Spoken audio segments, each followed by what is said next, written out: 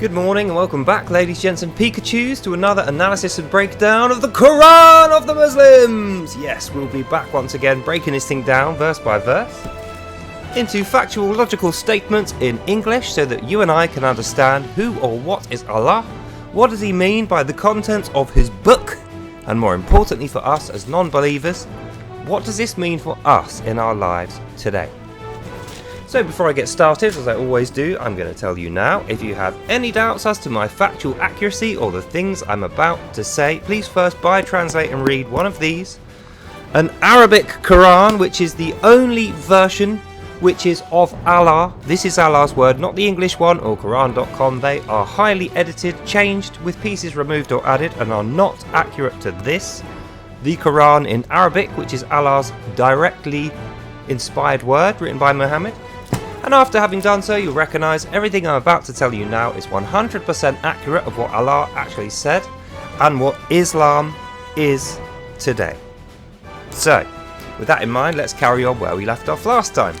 So, we've been going through AL-NIISA, the Book of Women, and we have got to the child development stage where Allah is motivating and indoctrinating his children to go off and slay the infidels so they can get their 72 virgins and they can bring east and west his bounty back into the hands of Allah and dispose of everybody else who he doesn't like, namely non-Muslims of all different creeds, colours, faiths and kinds. So with that in mind, let's carry on. 74.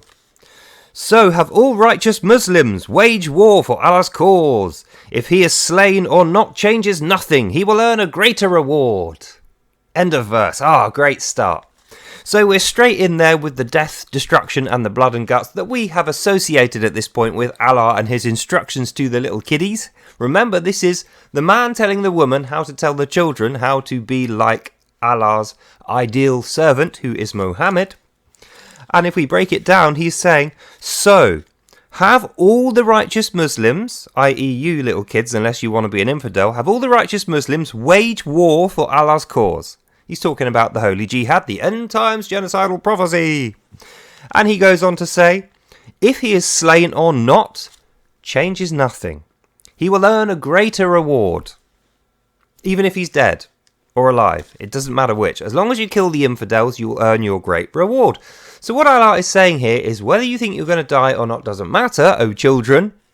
Get yourself prepared now for going to war with the infidels at some stage in the near future.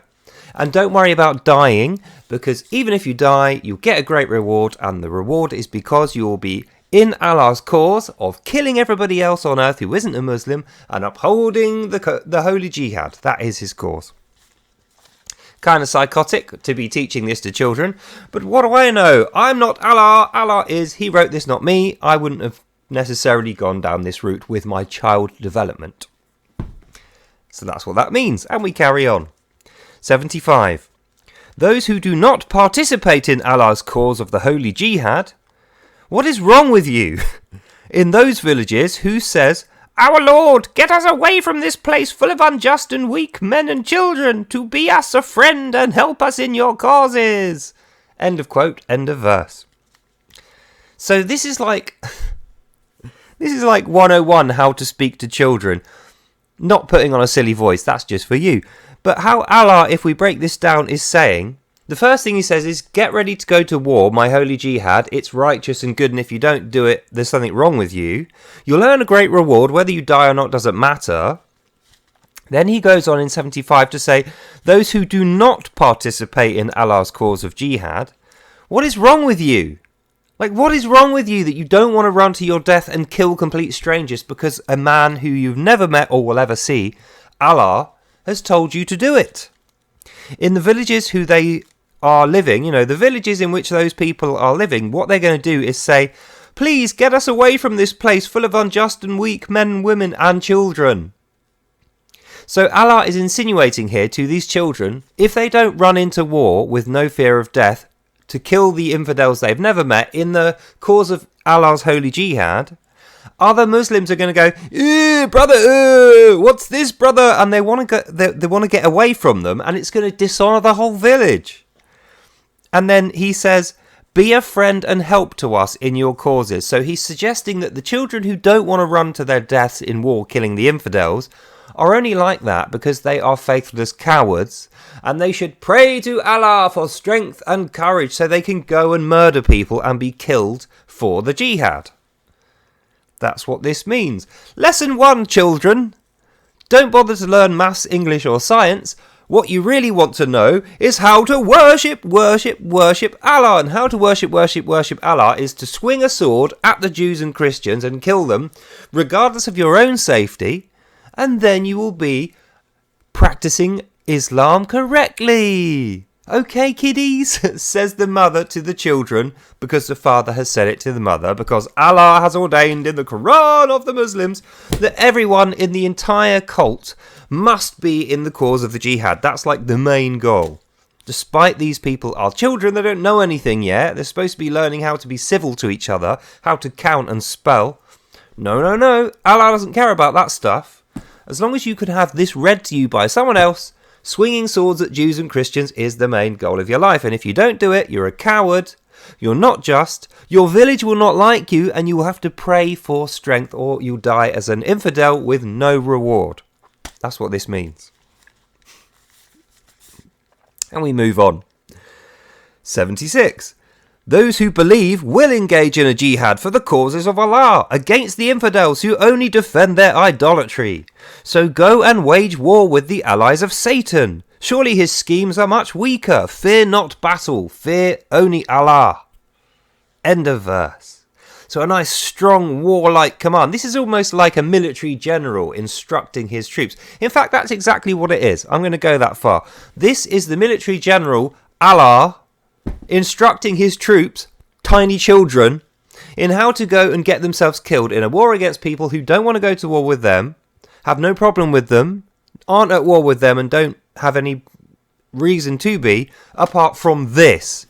The Quran of the Muslims, the teaching of children to be indoctrinated against who he calls the allies of Satan, the infidels, Jews, Christians, apostates, atheists and pagans, agnostics, Buddhists, Hindus, everyone.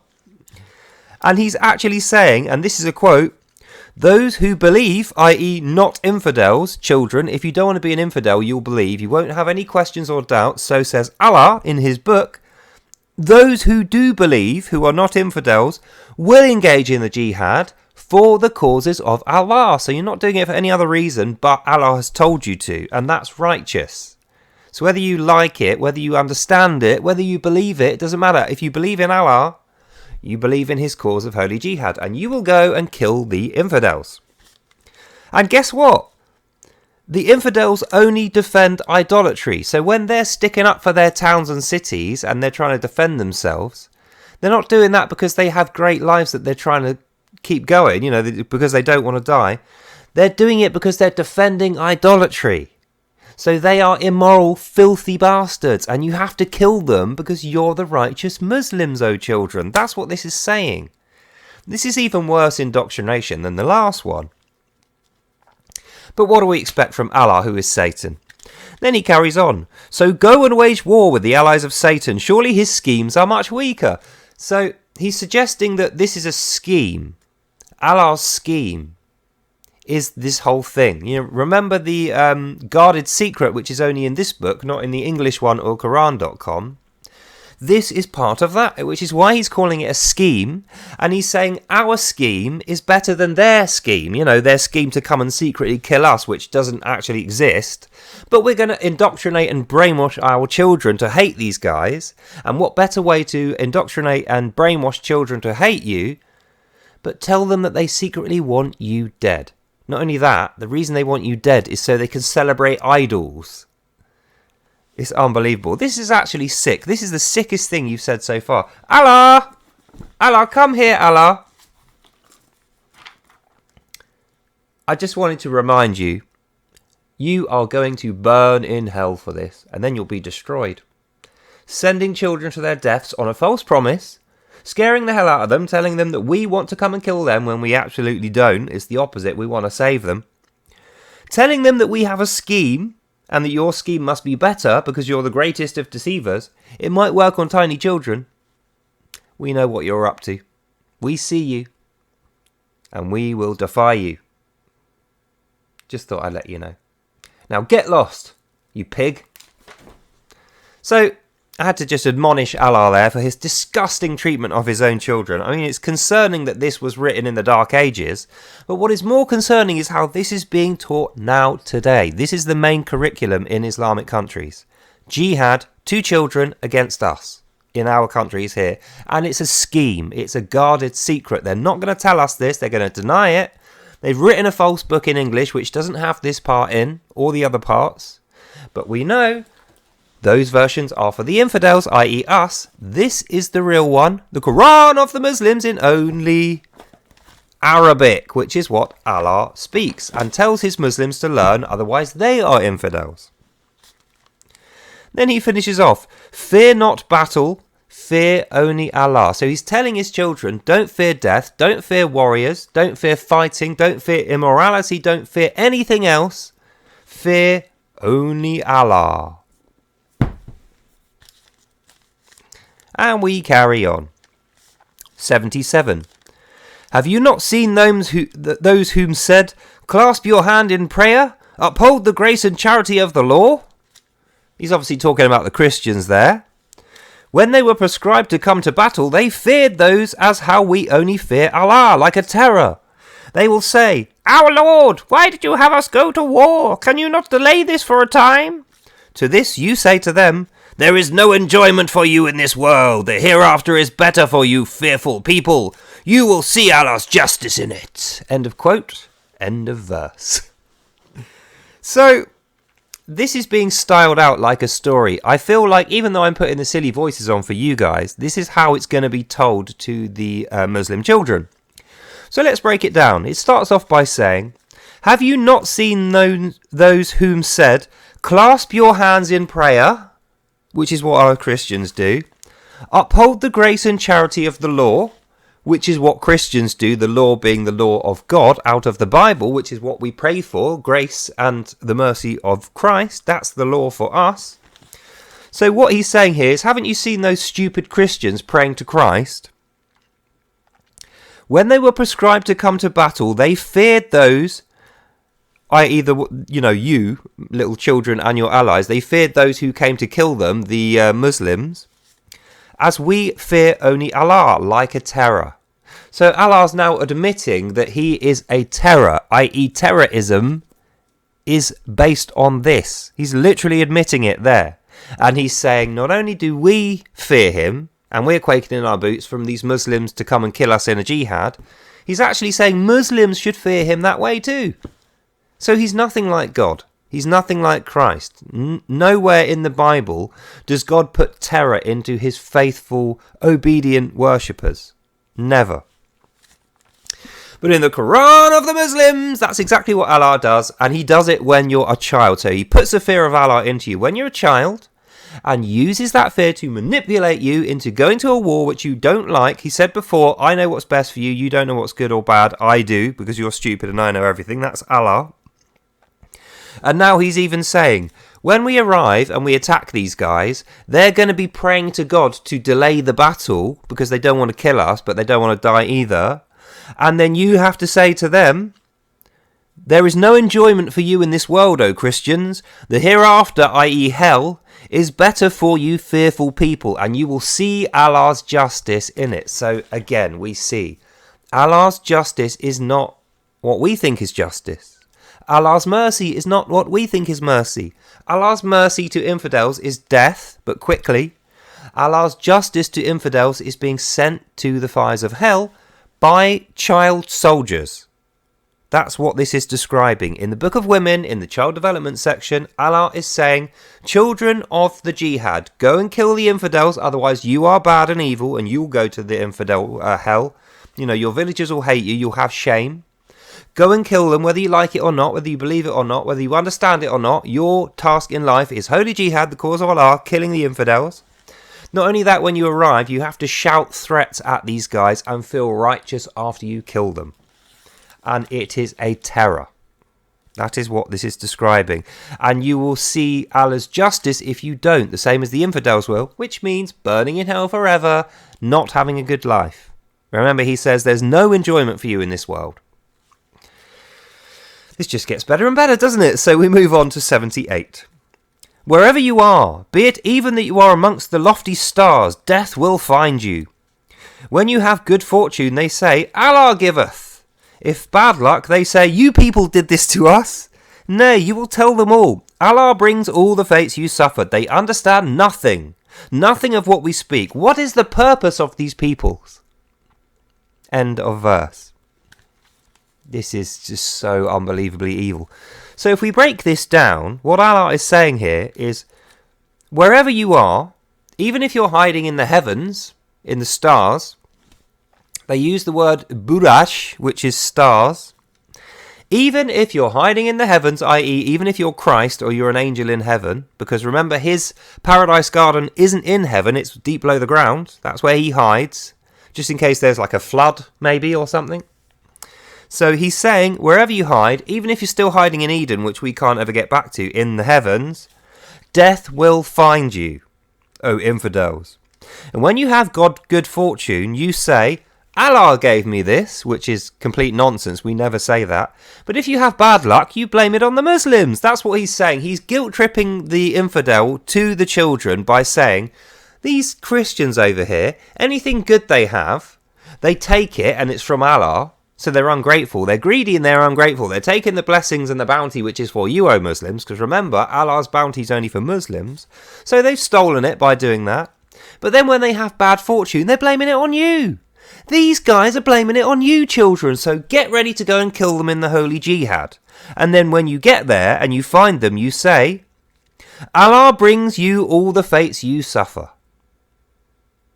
And then after that you say, they understand nothing of what we speak. What is the purpose of these peoples? They are just sinful, evil and pointless. It's like they want us to kill them. They want us to kill them. Allah's telling us to kill them. They want to be killed. They're evil and sinful and greedy and they stole our stuff. And we need to complete the jihad for Allah's cause, otherwise we will be bad. See what he's doing here? He's indoctrinating his children using every available economic or emotional means. And he's giving them no option. He hasn't ever mentioned what happens if you don't do this.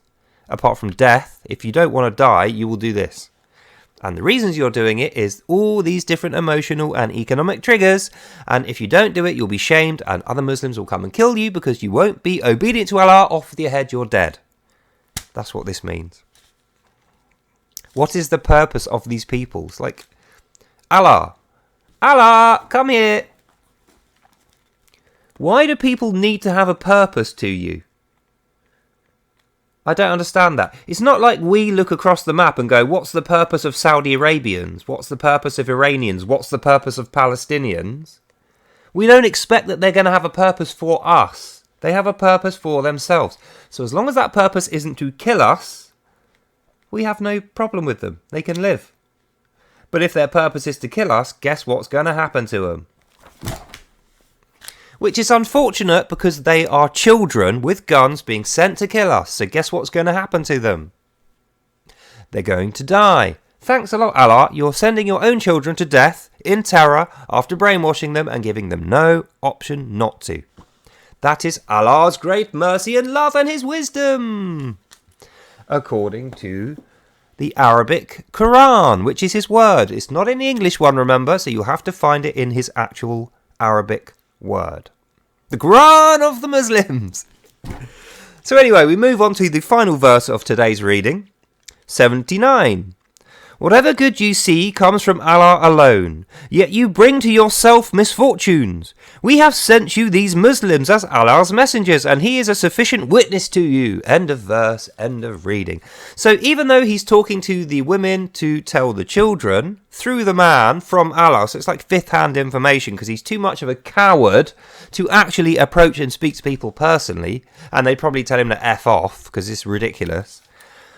Line 79, the last verse we're going to read through, Allah is directly talking to the infidel Christians and Jews, and he's saying, even though it contradicts the thing he just said a minute ago, whatever good you see comes from Allah alone, yet you bring yourselves misfortune. Even though a minute ago we were blaming it on the Muslims, now we're blaming it on ourselves. Whatever you bring to yourselves in misfortune is your own fault, but everything else is from Allah.